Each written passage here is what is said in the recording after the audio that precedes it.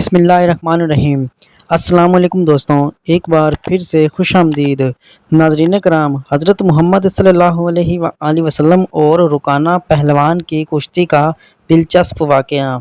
عرب میں ایک پہلوان تھے، رکانہ ان کا نام تھا۔ وہ بڑے زبردست پہلوان تھے اور مشہور یہ تھا کہ یہ ایک آدمی 1000 سے مقابلہ کر سکتا ہے۔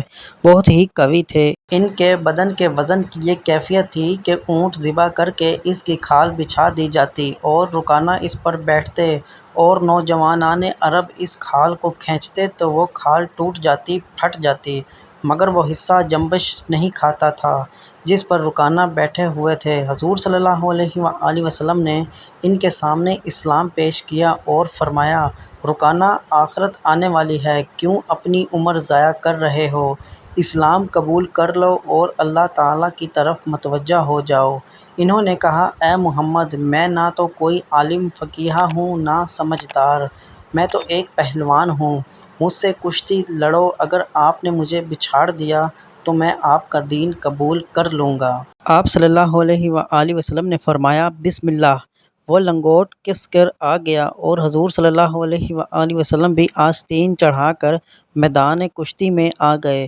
ایک دو داؤ بیچ کے بعد حضور صلی اللہ علیہ وآلہ وسلم نے اس کی کمر میں ہاتھ ڈالا اور ایک ہاتھ سے اس طرح اٹھایا جیسے کوئی چڑیا کو اٹھاتا ہے اور آہستہ سے زمین پر رکھ کر چھاتی پر بیٹھ گئے اور فرمایا، رکانہ، اب کہو۔ مگر رکانہ کو یقین نہیں آیا کہ میں بچھڑ گیا ہوں، کیونکہ کسی نے آج تک اسے پچھاڑا ہی نہیں تھا اور حضور صلی اللہ علیہ وآلہ وسلم نے اس طرح پچھاڑا کہ اتنی وزنی لاش کو ایک ہاتھ سے اٹھا کر نچایا اور آہستہ سے رکھ دیا۔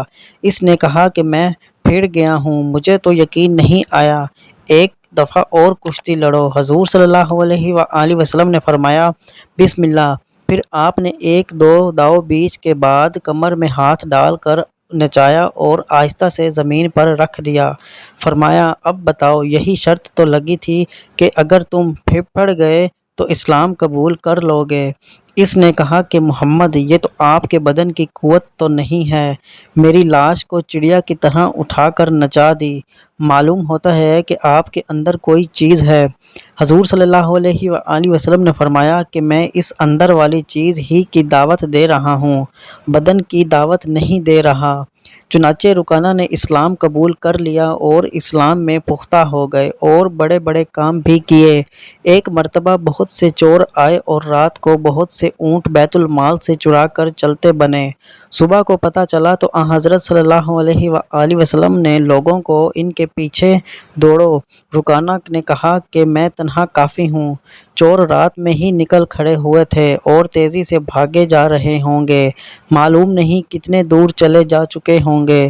رکانہ دوڑ پڑے اور راستے میں ہی ان کو تھام لیا اور کہا، سامان اور اونٹ لے کر واپس چلو۔ چنانچہ ان کو پکڑ کر لائے تو حضور صلی اللہ علیہ وآلہ وسلم نے ان کو سزائیں دیں۔